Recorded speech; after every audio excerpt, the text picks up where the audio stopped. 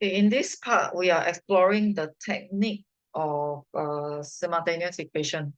So it's not the linear equation that you are encountering, you have encountered in Sec 2. So we are looking at a linear equation and a non-linear equation. Okay, so we are focusing on the technique first. Then later on, we will add this part to the discriminant. Okay, so you will be seeing two equations. You will need to tell which one is the linear equation. So if the x and y have power 1, it is a linear equation. So in this case, right, you got an x squared. So this is the non-linear.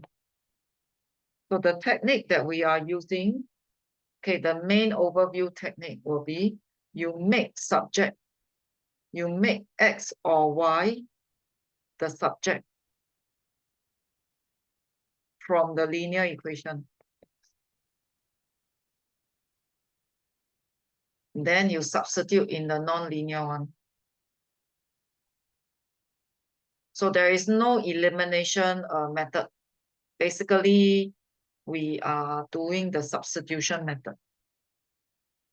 Okay, so that is the general technique. So very obvious from here, my equation 1 is the linear one. So I'm going to make y the subject. Okay, it looks like it's easier to make y the subject. So once I gotten the subject, I'll put it into the non-linear, which is equation 2.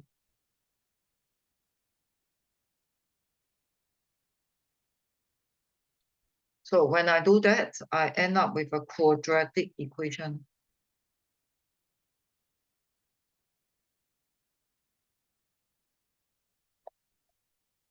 So when you hit a quadratic equation, you can go for your quadratic formula, or you can go for your normal factorization. It's up to you. So you will be getting two answers. Subsequently, if you got two answers for x, it means that you will have two answers for y. So when x is equal to 1,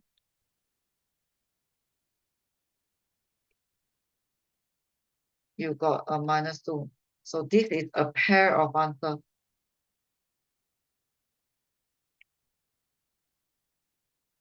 So when x is equal to 4,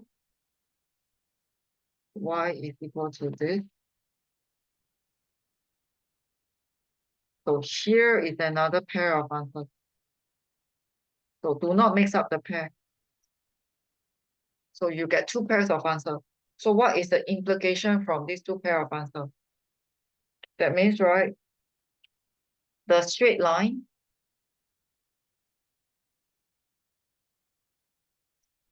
and the non-linear one,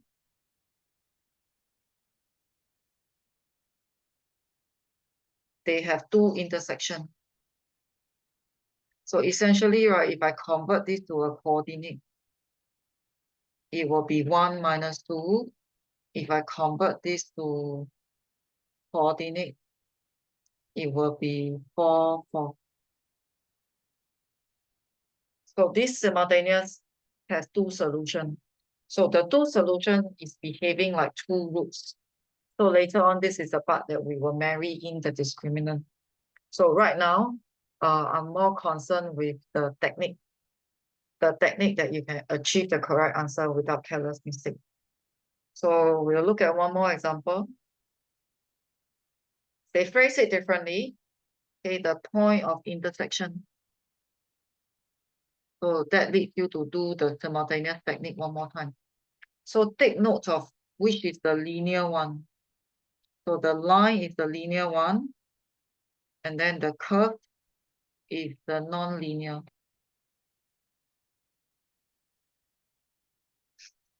So from the linear one, again, you make a subject. So most of the time, we use the linear one to make subject. And then we put it into the non-linear. The idea is very simple. But if, let's say, you got a lot of careless mistake, you'll find that it's very frustrating.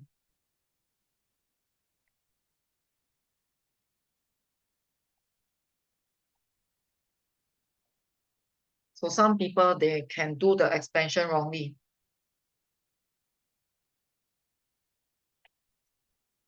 You will realize that one sign error will cause the whole thing to be wrong. So you got to be super careful. -4 plus 2. -3. -3. -6. So in this case, I get a quadratic in y, which again, you can choose to factorize.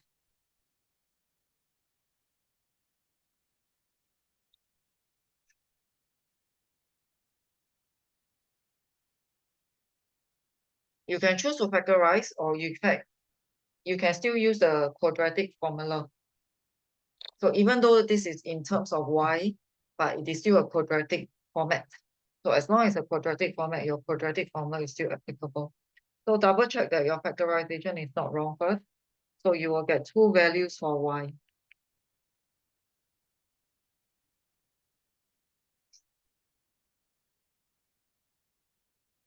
So subsequently, when you got two values for y, okay, calculate the corresponding values of x.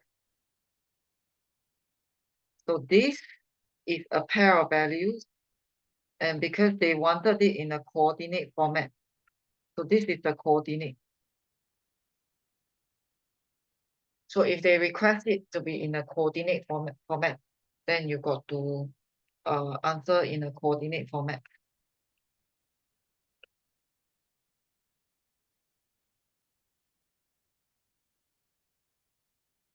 So this is another pair of answers.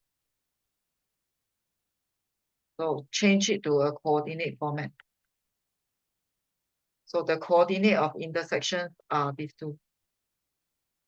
So visually, right, it's the same idea. You got a straight line, you got a curve, and there are two intersections because there are two coordinates. So later on, this one will be the two roots that we will be talking about.